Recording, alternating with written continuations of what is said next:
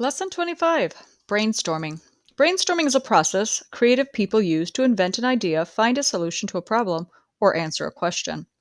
We are brainstorming whenever we spend time generating lots and lots of ideas that might help us to solve a problem.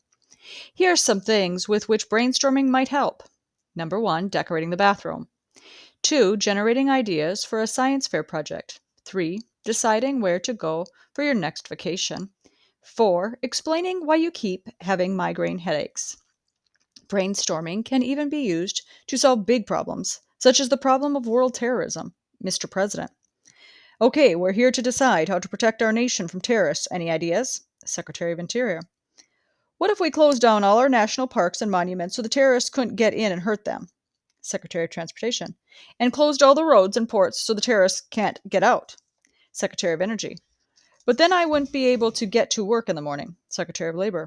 I think the best way to protect us from terrorism is to make it so the terrorists can't terrorize us. Does anybody agree? Secretary of Education. What about a contest for children from across the country to sew a big Protect Us from Terrorism quilt? Mr. President, intriguing ideas. Does the Secretary of Defense have anything to say? Secretary of Defense, these donuts are good. When brainstorming, not every idea has to be a good idea. In the president's brainstorm, most of the ideas were not good ideas, but the president should keep encouraging ideas until there is success. Number one, define the problem. When you brainstorm, first you must define the problem you want to solve. Let's say you're going to enter a science fair and you need a project idea. Two, pick a time. Next, you should choose a time for your brainstorm during the most productive time of the day. Good ideas often come in surges, so you should try to brainstorm when a surge is likely. 3. Encourage ideas. Next, everybody should suggest ideas. The object in brainstorming is to produce as many ideas as we can. There should be no pressure on the brainstormers to make every idea a brilliant one. It is forbidden to criticize others' people's ideas. And just because somebody offers an idea, that doesn't mean you have to do it. Thank goodness. Hans, what should we write our article on? Nathaniel, maybe we could do it on philosophical ramifications of the Platonian view of universal forms. Hans, you've been listening to those philosophy tapes too much. Nathaniel, brainstorming rule number 3 says you can't be critical of other people's ideas. Hans, I'm not being critical, just pointing out facts. Often brainstorming with a group of people is better than doing it by yourself because more ideas can be produced. Bingo. I want to do my science fair project on something I'm interested in. Dad, you play a lot of paintball. What about doing something on that? Number 4, write it down. Assign somebody to be a secretary.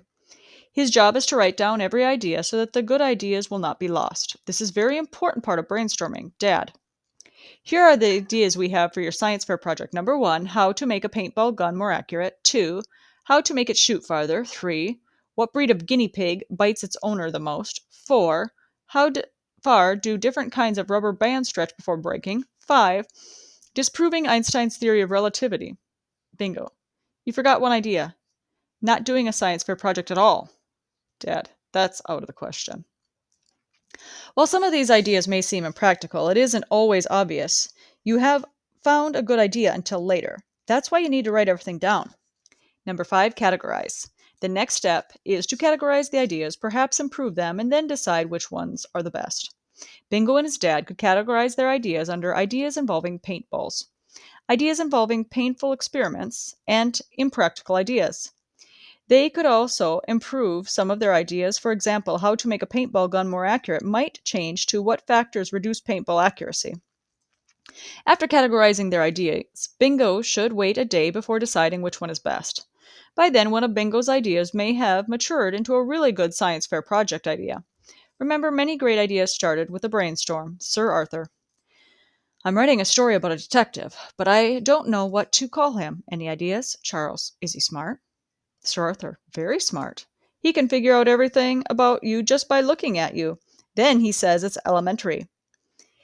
He can solve the most difficult of crimes with only minor clues. He can even break into a house without leaving a trace. Charles. Detective Watson has a good ring to it. Sir Arthur, can't. I already used that name. Charles. He can break into homes, you say. The other characters would do well to be sure they locked their homes. Sir Arthur, yes. They should be sure to lock their homes. Charles, I have an idea. Define the problem you want to solve. Brainstorm during a productive time of the day. Write down a bad idea. Then maybe everyone will start suggesting better ideas. Use self-stick notes to write down each idea and stick them on the wall. Exercise A. Solve the following brainstorm problems. Number 1. The Smiths live in the country with a large acreage. Their dog, Suds, is kept in a pen at night and barks almost constantly all night. This keeps some of the Smiths awake at night, the ones sleeping on that side of the house. The Smiths want to solve the dog barking problem so they can sleep at night. Brainstorm at least 10 ideas which might solve the problem. Number 2. Farmer Gray has a problem with his cows getting out of the pen. He and his wife sat at their kitchen table and brainstormed. They were trying to find a way to keep the cows from getting into the strawberry patch. Which of the following ideas are not appropriate to put on the brainstorming list? A. Put bells on the cows so that we can find them when they get out. B. Tie their tails together so they have to move as a herd. C. I don't think that would work. It would just make the cows upset. D. Feed them hay by the barn so they don't want to leave. E. Put up a fence. F. We need to can some strawberry jam this spring, so we'll have something to give away at Christmas presents. Number 3. Come up with a totally random series of words. 10 words. Number 4. The Smiths are still trying to solve Sud's barking problem. In the following conversation, which ideas either break a rule of brainstorming or should not be put on brainstorming list? A. Maybe we all wear earmuffs at night, and then we wouldn't hear Sud's barking. B. That's a dumb idea. It would be very annoying to have earmuffs on while you're trying to sleep. They would fall off and roll on the floor. C. How about keeping the dog in the house at night? D. What do you think the dog is barking about? Perhaps we should figure that out first. E. Maybe there's a skunk feeding out in the garden and he's barking at that. F. Maybe we could leave him loose at night so he can kill whatever is causing him to bark.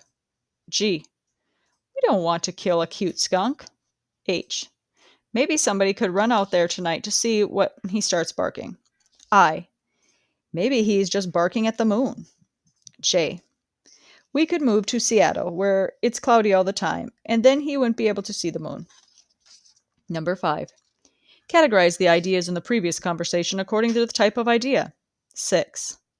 Which of the ideas above do you think is the best idea?